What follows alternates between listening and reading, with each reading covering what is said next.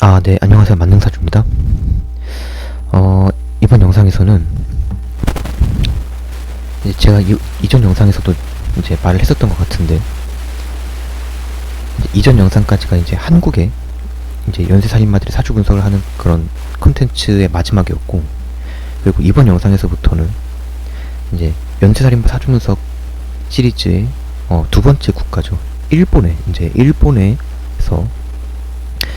연쇄살인을 저질러서 썼던 사람들의 사주를 분석을 해보면서 이제 한국이랑은 다르게 일본의 연쇄살인마들은 어떤 사주를 갖고 있길래 그런 살인을 저질렀을까, 과연 한국의 살인마들과 얼마나 다를까, 그런 거를 그냥 좀 제 나름대로 비교를 해보는 그런 영상 시리즈라고 할 수 있고, 그 시리즈의 일본 연쇄살인마 사주 분석 시리즈의 첫 번째 시간입니다.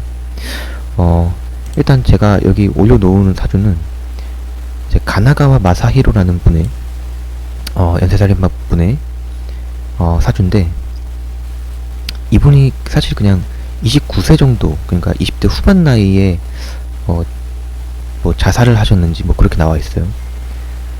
교도소에서 이제 그 형사일을 하다가 그래서 이제 일본의 연쇄살인마는 뭐 어떤 것이 다를까 사주를 분석을 해보니까,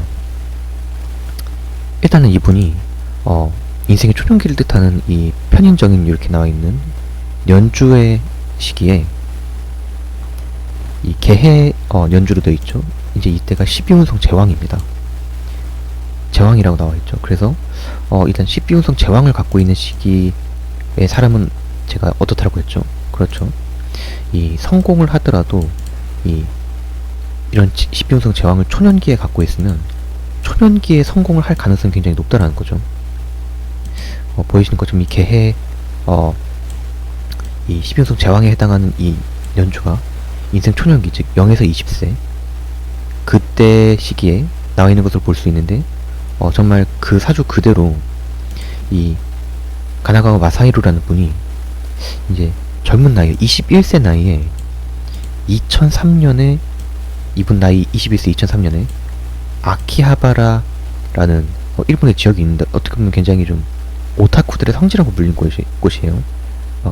일본 애니, 게임 그런 게 막 모여져 있는, 어쨌든 그런 곳에서 개최된 전국 규모의 게임 대회에서 준우승을 차지했다. 상당히 대단한 거죠. 젊은 나이에 상당한 성공이라고 볼 수가 있는데, 어쨌든 이런 개해 일주를, 아니 개해 연주를 이때 초년기에 갖고 있었기 때문에 그렇게 성공을 할 수 있었다라고 보고, 그런데 이제 이 가나가와 마사히로라는 분이 이 사주를 보시면 초년기랑 중년기까지 이 수기운, 이 회색 기운이 수기운 글자거든요. 이 수기운 글자 그리고 화기운 글자, 빨간색 글씨, 이 그런 수화가 계속 공존을 하면서 이 수화충, 즉 수화충 사주가 됩니다. 이 물이랑 불이랑 막 서로 싸우는 약간 그런 시기로 계속 가게 되는데, 40대 전후까지.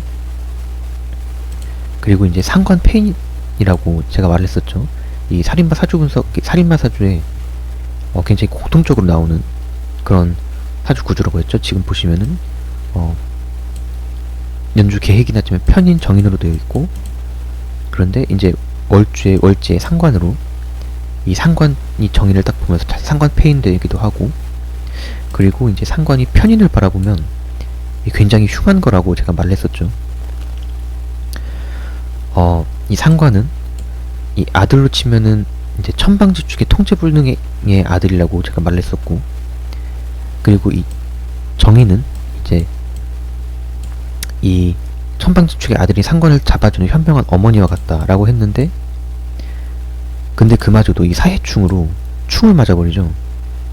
그래서 사실 그런 본인의 그런 그 통제 안 되는 기질, 무법자적인 기질이 충이 일어나면 정인이 잡아줘야 되는데 오히려 충이 일어나면서 그 통제가 잘 안 된다라고 볼 수가 있고, 그리고 더군다나 이 편인까지 이 상관과 같이 가까이 있기 때문에 이분이 초년기에 뭐 성공은 하더라도 절대로 이런 정신적으로 멀쩡할 수가 없는, 특히 이런 수화가 서로 상충하는 수화상전 사주는 이 정신병, 망상, 그리고 지나친 이상주의 이런 것이 굉장히 많아질 가능성이 높다라는 겁니다. 그래서 그런 살인마적인 행태가 나오지 않았나라고 보고, 그래서 이제 이분에 대한 그 기록을 찾아보니까 이분이 처음 이제 살인을 저지르기 시작했던 때가 2008년 3월부터 시작을 했고, 그런데 사실상 검거가 된 거는 같은 해 2008년에 9월 1일이에요. 그래서 그 정보로 나와 있기로는 3월 19일에서 9월 1일 사이 6개월간 무려 2차례나 이 살해 사건을 저지른 분인데, 일단 첫 번째 사건부터 그리고 그렇기 때문에 이제 그 2008년의 시기가 도대체 어떤 시기였길래 이분이 그런 살인 사건을 저지르기 시작해서 검거가 되기까지 3월에서 9월이죠.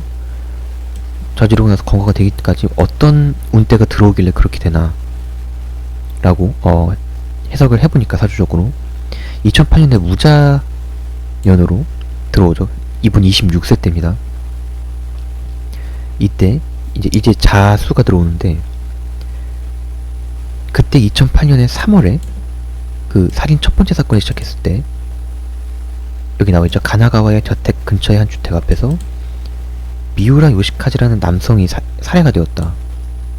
그래서 그때 살인 저질렀던 3월에 이 자수랑 2008년에 자수랑 3월에 이제 묘목이랑 같이 작용을 하면서 자묘 형살이 됩니다. 이 형살 지금 여기 설명이 나오고 있죠. 이 자묘 형살 중에서도 이 자묘 형살이 일어나는 시기에는 이 형이 형목소 형자거든요. 그래서 실제로 그런 형목소에 갈 만한 그런 범죄 일들, 그런 일들에 노출되기 굉장히 쉬운 운때가 이 자묘 형살이 일어나는 때입니다. 그래서 이제 어쨌든 그렇게 볼 수가 있고, 그리고 그때 살인 저지르기 시작해서 쭉 이제 그런 살해 행각을 요 6개월간 저질렀어요. 그런데 2008년 9월 1일에 딱 검거가 되죠. 여기 나와있죠. 2008년 9월 1일에 미토지검이 4개월여에 걸친 정신감정을 마치고 가나가와를 살인 등의 죄로 기소를 했다. 그래서 이제 그 이후로 형무소에 교도소에 갇혀서 그 교도소에서 살다가 생을 마감하신 건데, 이 2008년 9월이 또 어떤 때길래 이렇게 기소가 되는 그런 때가 되느냐라고 보니까, 지금 가나가와 마사히로님은 지금 을목일간으로 오셨어요. 태어나셨는데, 이 신금이라는 2008년 9월에 천간에는 이 신금이라는 글자가 원래 기본적으로 이 을목을 치는 글자인데 을신충이라고 하죠. 그래서 천간충을 만들어내는, 을목의 천간충을 만들어내는 글자가 이 신목입니다. 그래서 이 을신충이 일어날 때에는 본인이 을목일간으로 있다라고 할 때 유독 이 신금이 들어오는 때가 본인한테 굉장히 불리한 그런 운들을 작용합니다.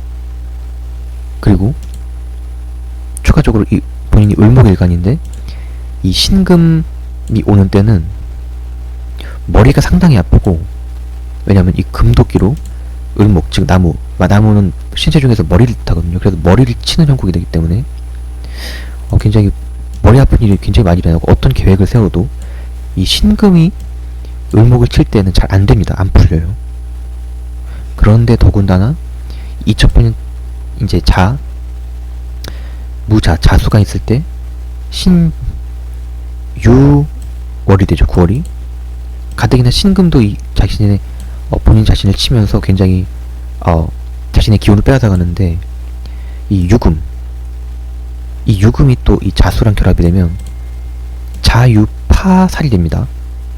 파라는 게 뭐냐면 이 깨져버린다는 거예요. 즉 자신의 일이나 자신의 재물, 자신의 명예가 깨져버린다.